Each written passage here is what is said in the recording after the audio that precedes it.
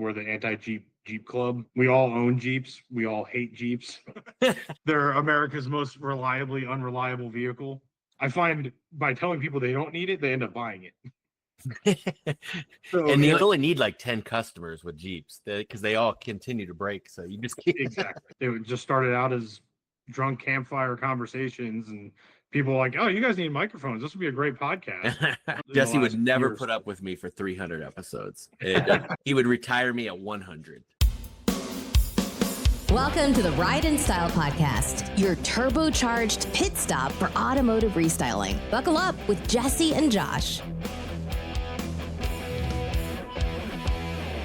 Welcome to another episode of the Ride and Style Podcast. We've got a great guest today, Tom Sylvester of Dirt Nerds Offroad. Tom, how are you doing today? Good. Thanks for having me on. Dirt Nerds. I love it. So who came up with the name? So years ago, before we even had the business and the shop and everything, we were all four-wheeling together, and collectively we're a bunch of nerds, like, whether it's Star Wars or cars or whatever. And someone just referred to us as a bunch of nerds, and we were like, does that make us the Dirt Nerds? And it just kind of stuck, and we've had that name since. We've built the whole business around it. Wow. So tell us a little bit about your business. How did the business start, and what all you guys did into? Yeah, so we're kind of multifaceted to a degree, where like we have the brand, the Dirt Nerds Offroad brand. Sorry about the noise. I am at the shop. But we also have like an off-road specialty shop to go with the brand and the social media side of things. So we do everything from oil changes to custom fabrication, Jeeps, Toyotas, trucks, all of that. My background, I've been working on cars since I was a teenager.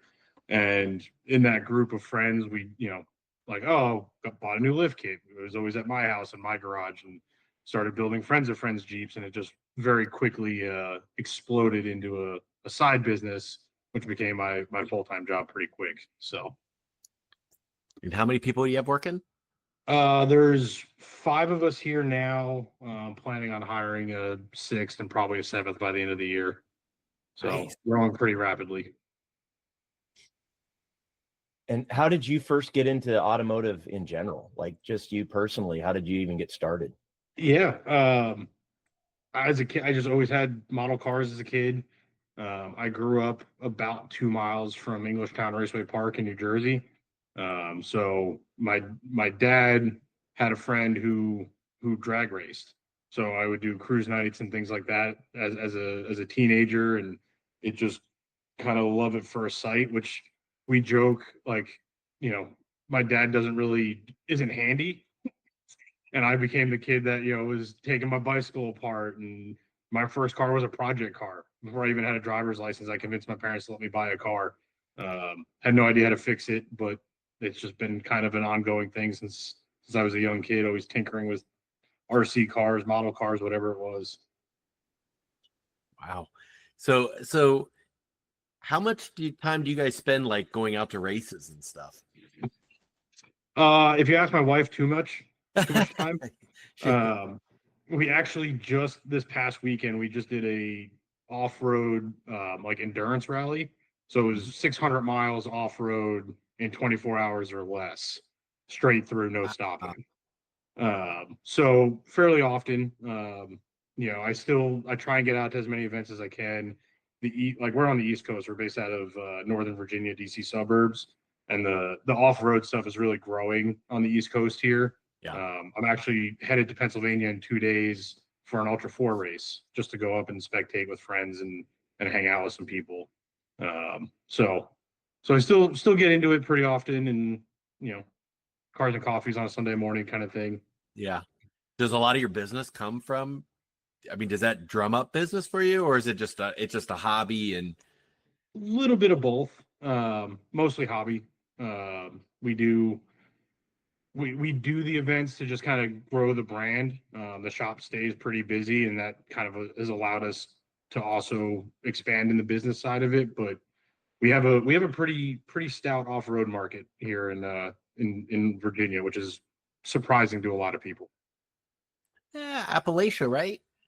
Yeah, yeah. Well, it's like where we are. We're about 10 minutes from Dulles Airport. So if you drive 4 hours, you can be in West Virginia, Pennsylvania. There's 2,500 miles of fire roads in the GW National Forest. Like there's so much off-roading around here, and there's a huge market for it.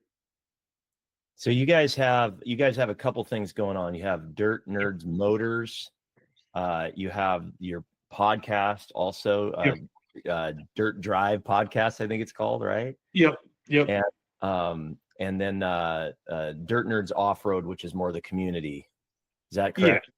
Yeah. So yeah, the Dirt Nerds Offroad, it's officially a separate business, but that's kind of what we focus on: hosting the events, doing the t-shirt sales, and the podcast, and all the social media stuff falls under that. And then we have the shop. The shop officially started as like an all-around shop. Being a car guy, like I'm not just Jeeps. So like some of the first projects I did were like there was a 70 Chevelle we did some rust repair on. We've built some motors. We've done a lot of variety, but just because I do so much off-roading, it's just kind of what I turn the business to focus to. Got it. But Jeeps, is Jeeps your specialty though? Yeah. We have a running joke on the podcast, and as a group, we're the anti-Jeep club. We all own Jeeps. We all hate Jeeps. They're America's most reliably unreliable vehicle. Yeah. So yeah, I just being a Jeep guy, like we specialize in them, but we don't discriminate. We're off-road guys, is what we like to say. Gotcha. Jeep is just the Swiss Army knife of off-roading. So what about all the UTV stuff? Are you guys doing all that or not yet? I've dabbled in it. We don't have as much of a demand for it. They're not street legal in Virginia yet. Okay. So I think that kind of holds a lot of people back. It's coming east. Yeah. Oh, it definitely. I mean, West Virginia, right? Like I live on the West Virginia border. So like if I go across the Harper's Ferry, they're buzzing around all over the place. The race we just did in West Virginia, people were driving side by sides on the highways and whatnot. So it's definitely coming. I'm excited to see what it does. Because I mean, you're investing as much into a side by side as you are a Jeep these days. Yeah. So. And we're talking about like lift kits, wheels and tires, accessories, suspension. What kind of stuff do you guys do? Literally all of it. I've got two Jeeps in for repair, and we're starting a gear job this afternoon. So, and I've got a Blazer getting an LS put in it. So we do a little bit of everything. Lighting, electrical, all that. Yep. Okay. Light bars, bumpers, winches. We've done interior, the catskin seat covers. Mm-hmm. We do a fair bit of restoration. We're kind of one of the few shops that'll work on CJs and older cars. So I've got a painter that we work with that does all of our paint work. I've got a CJ7 that he just finished painting, parked in my garage at home. That's got to get in the shop and get finished. So what would you rather do if a guy comes to you and it's like rusted and everything? Would you rather do the body work and paint it, or just cover it with diamond plate? Me personally, I like the fit and finish. I come from a body shop background. I worked at a car museum for a while, so like I'm a shiny paint guy. I also respect the painter's work, where you don't want to spend $10,000 on a paint job and wreck it in the woods.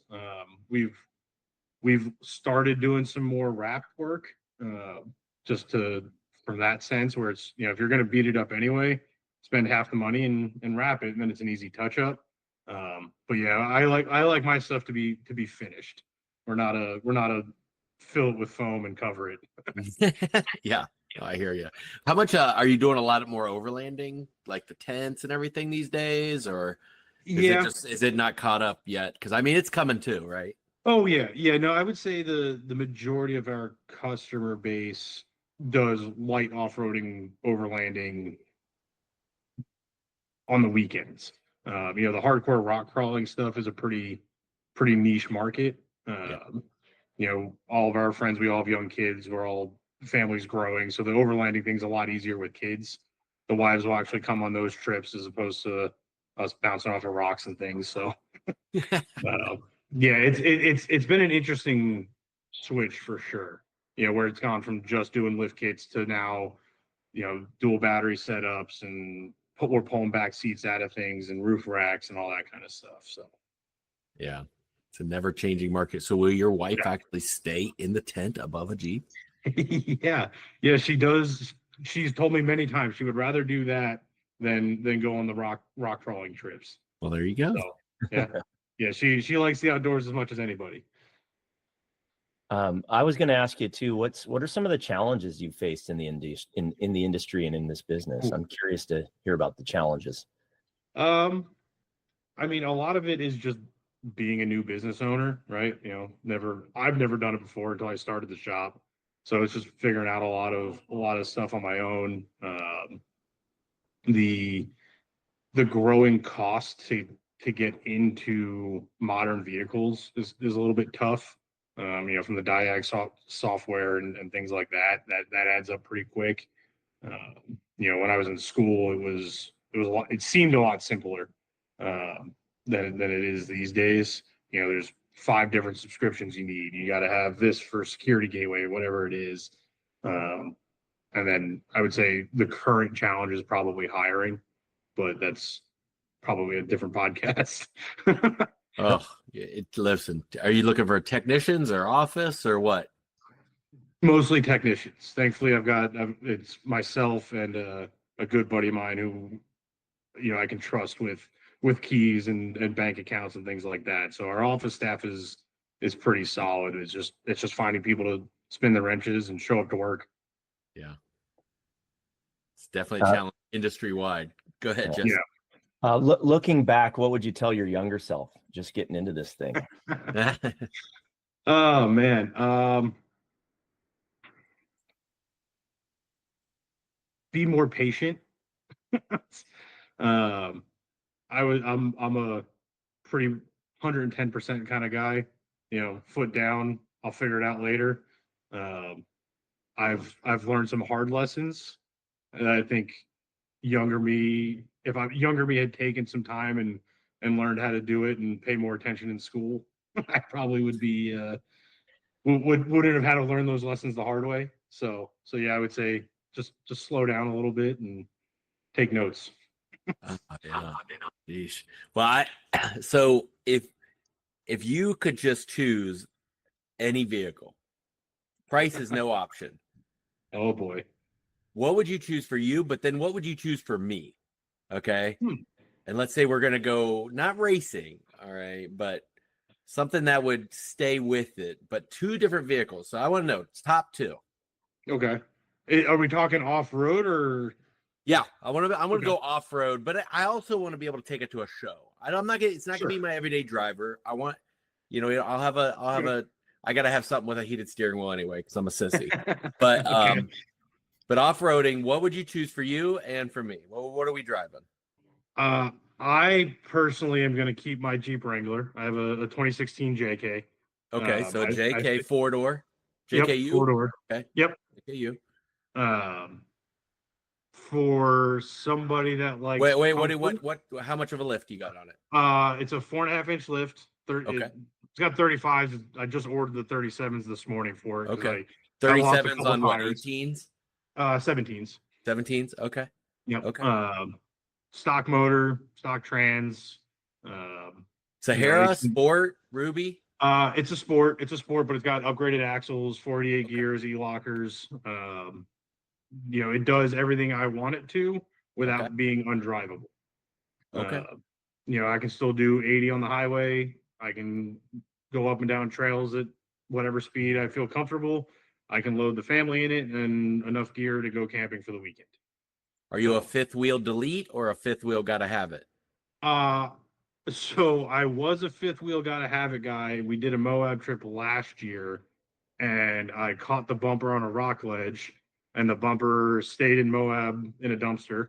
And the 5th wheel is now in the back seat when I need it. Okay, gotcha. So now for you, so it's delete on accident. Yeah, but I also very much enjoyed how it drove and handled without the bumper and the weight. Yeah. So I carry the spare for the harder trails when I know I might need it, but daily driving, there's no spare on it. No spare. Okay.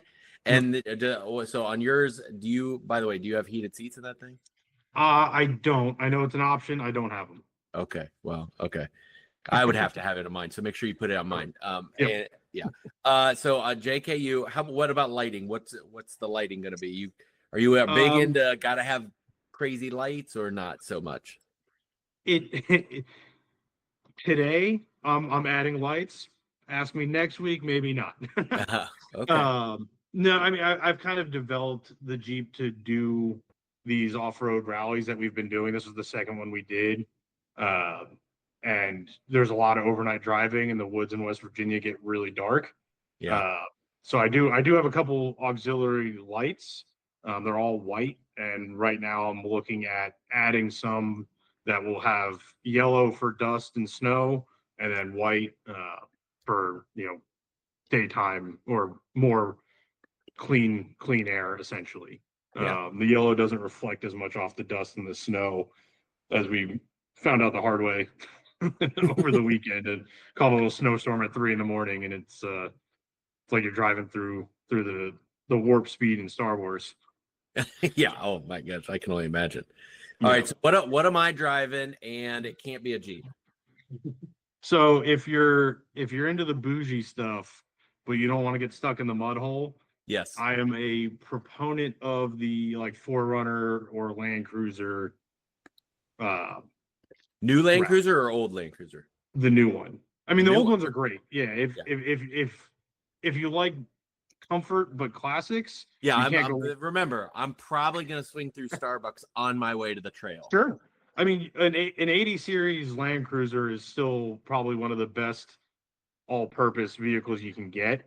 In 95 they were super luxurious. Now they're a little dated. But the new Land Cruiser is awesome. I would highly consider one. Okay. Or what do you put? Or what do you? We've done a few of them. What are you putting on them? Okay. Probably go mild 35s. Okay. I think was that a two? Is that a 2-inch, 2.5? Yeah, if that. I think you can do a leveling kit and fit 35s the right offset these days. They did well on that. They did well. Yeah. On that. Yeah. Yeah. I mean, and that's like the nice thing about those TRD packages are pretty much ready to go. As good as the Rubicon is off road, you're still limiting some of your capabilities from a Jeep standpoint with the Rubicon by not lifting it more and getting some more articulation and travel out of it. But for the overland crowd, those the rear locker, good sturdy suspension, dependable drivetrain, can't beat it. And I could still have my Jesse. I could still have my tech stitch diamond leather, heated seats, and heated steering wheel. I'd probably have to go up a few trim levels. But if I got the new 4Runner, I saw the new 4Runner lift came out. Well, people got that now. So, okay. And then I got a 10-inch screen that I could put a bunch of stuff. Yeah. I would say if you want to get real bougie, you can just go with the new GX. Just get the new Lexus. Listen, my wife it's the same thing. Could be hearing this, and that's what she wants. She wants matte, and then she wants me to put matte PPF on, clear matte PPF on the whole thing to matte out that sand one. And so let's just keep that on the low down because Lexus comes with a price tag for sure. Yeah, but it's sweet. It's sweet. Yeah, lift that thing with some 18s on maybe some black rhinos or something. And beautiful. Go ahead, Jesse. Yeah, Tom, a little bit more about your business too. Like what sets you guys apart? I know there's must be some competition. Do you have any? What makes you guys different? We actually, again, with like I was talking about the market, we have a ton of competition. There's about 5 shops within 50 miles of us. And we're all busy, which is the craziest thing to me. But, we try and take a philosophy that I don't need to take your money. Your vehicle will take the money for us. So, we do our best to not upsell, which I know sounds weird for a shop. But there's essentially plenty of work at any given time on a Jeep, especially if you do off-road. Trying to keep keep it maintained costs enough money. You know, we don't need to make it harder. So I would say that's probably the one thing we do differently than most places. So people actually respect that because they know that you're being fair and you're not trying to constantly, because I bet everybody else is trying to constantly turn it into a bigger project. Yeah, and you know, we've been the shop that's given the second opinion, and it's like, yeah, you know, we could go in and do all these bushings now, but we're really only working on the front end. You don't necessarily need to do the rear end if it's not in your budget. You know, but be aware that these bushings are wearing out. You're probably going to have to do them at some point. And like, you know, that is, I find by telling people they don't need it, they end up buying it. So, and you only need like 10 customers with Jeeps because they all continue to break. So you just keep exactly. Yep.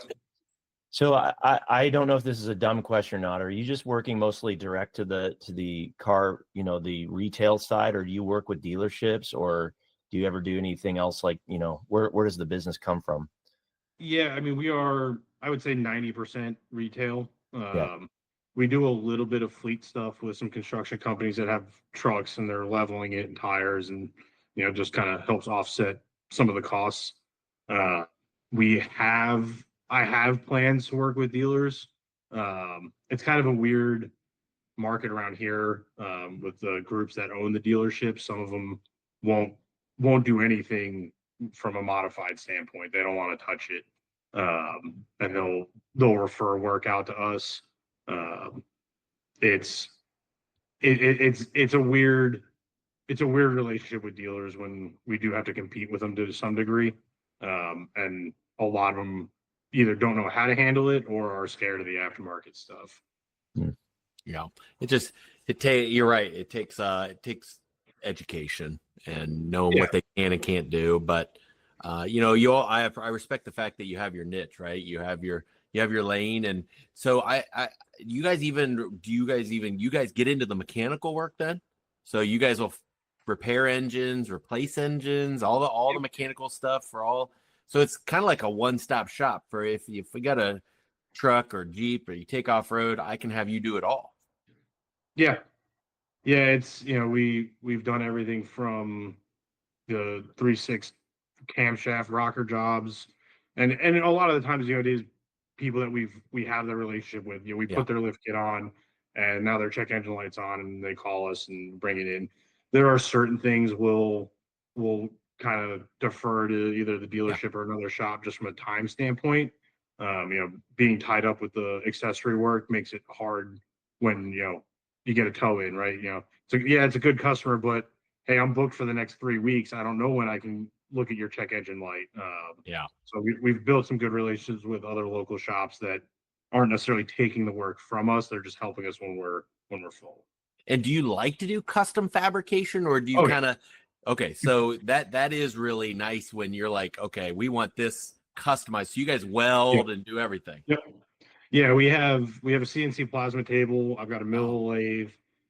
We can do a lot. Over the last couple of years, I've been teaching myself CAD, so that's been a learning curve, but a good skill to have for a lot of the flat parts.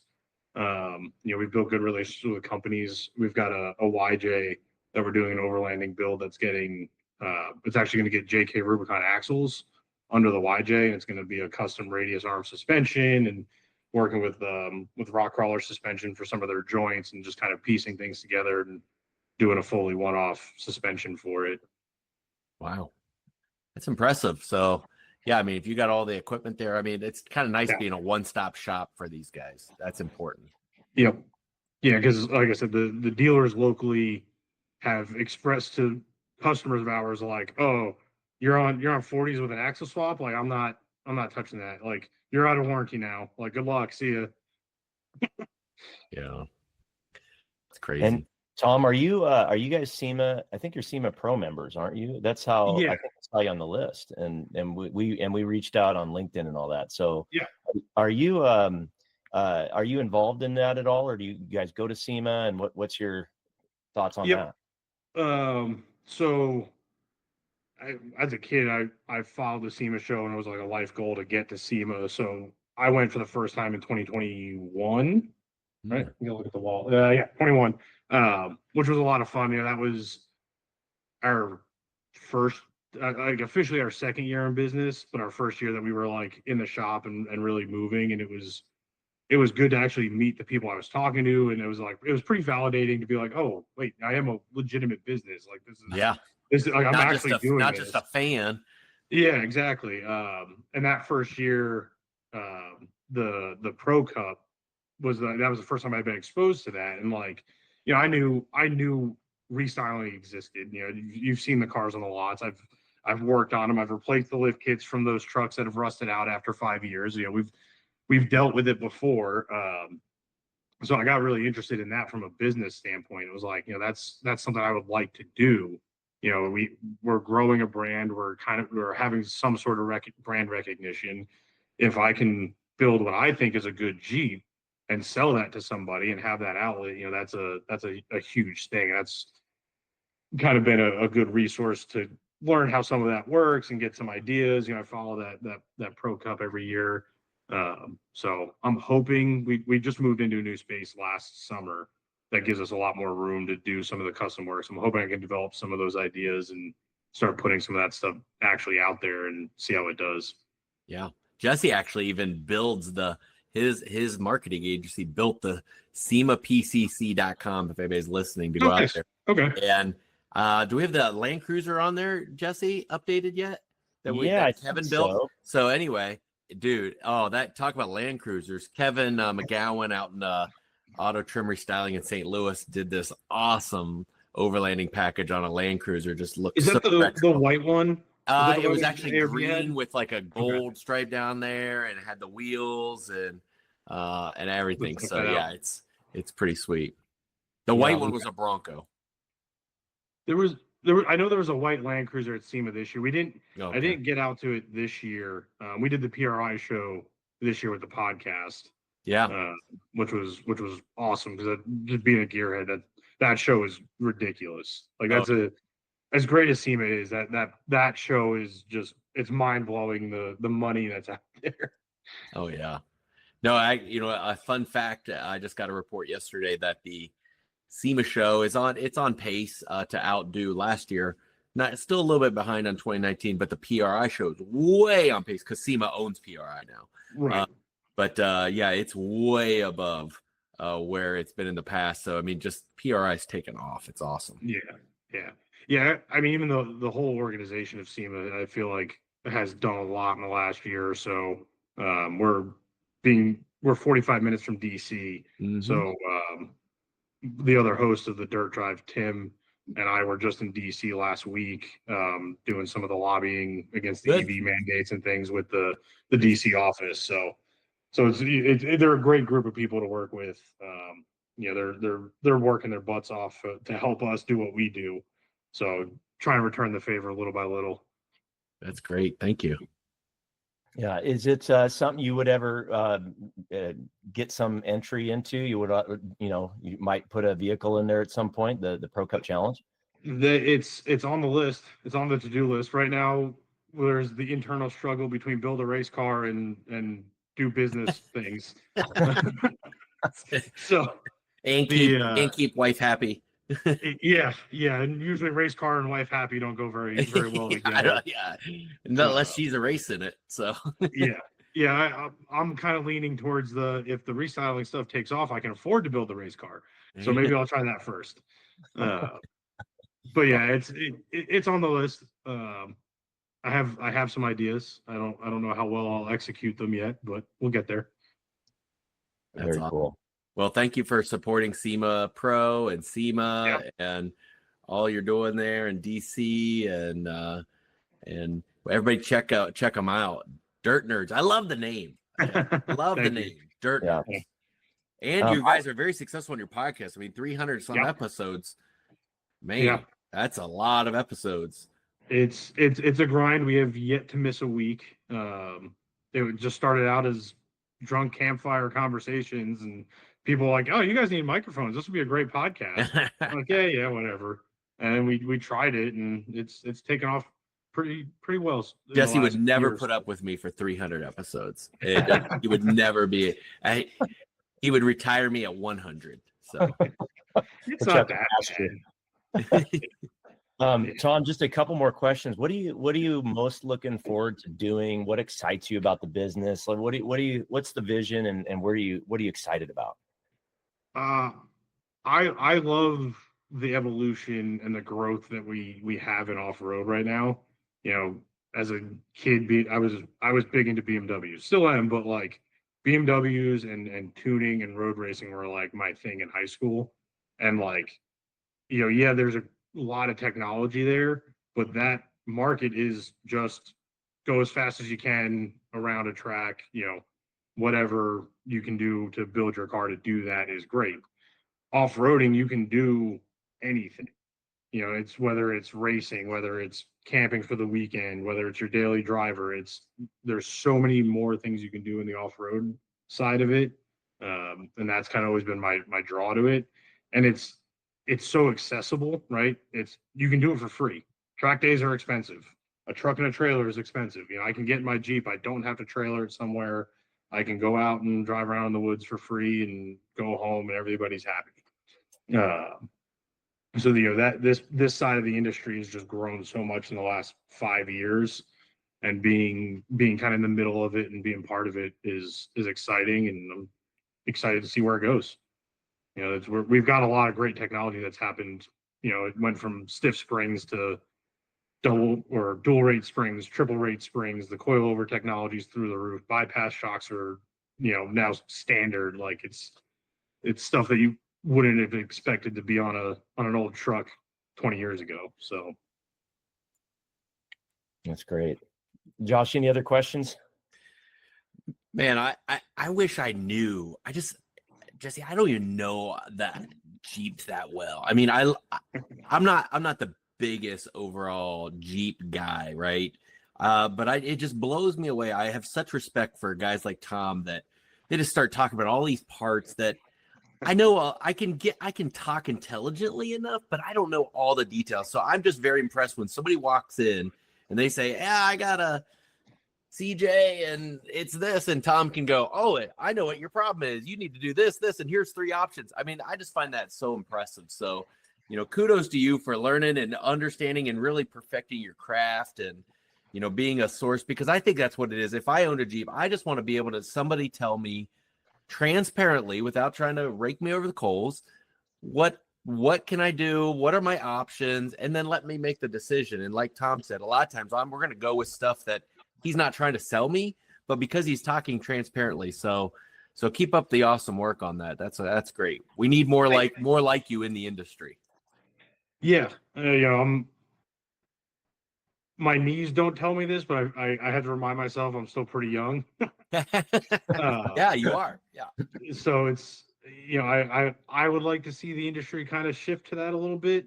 Yep. You know, there's a space for it right now with car prices the way they are and everything else. It's independent shops have the ability to kind of reset everything. You know, we don't have to put sway bar links on every car. You know, it's one of the guys that worked for me used to work at a tire shop, and that was like their sale point was, hey, sway bars are cheap, they're easy, they're good margin, and everybody buys them. So just tell them they need sway bars. And every car that came in for a tire rotation got sold sway bar links. And it's like, we don't need to do that. There's things you actually need. Yeah. So that's cool. Well, thank you, Tom. How can people find out more about you and your company? Feel free to give yourself a little plug here. Yep. What websites and how do people find your podcast and all that? We're all over social. One of our normal complaints is we have too many socials, but dirtnerdsoffroad.com will bring you to any of them. We are the Dirt Drive on Instagram and Facebook. We are Dirt Nerds Motors on Instagram and Facebook. I don't think we have a Twitter or TikTok anymore. But yeah, podcast is on all podcast channels, Spotify, Apple, iHeart Podcasts, all that stuff. Like I said, all of it's accessible through dirtnerdsoffroad.com. You know, the YouTube, all of it's on there. And there you have it, another high-octane episode of the Ride and Style podcast, revved up and ready to go. Your hosts, Jesse Stoddard and Josh Poulson, shifted your automotive game into overdrive. If you're hungry for more insights, trends, and game-changing interviews from the automotive restyling universe, don't forget to hit subscribe and leave a glowing review. We'd also love for you to share this podcast with your gearheads, installers, and auto lovers network. Because remember, knowledge is power, but shared knowledge turbocharges the whole industry. For more expert resources to supercharge your business, cruise on over to autostylemarketing.com, your one-stop shop for everything automotive marketing. Until next time, keep those wheels spinning and your passion ignited. Thank you for riding in style with us. See you on the next lap.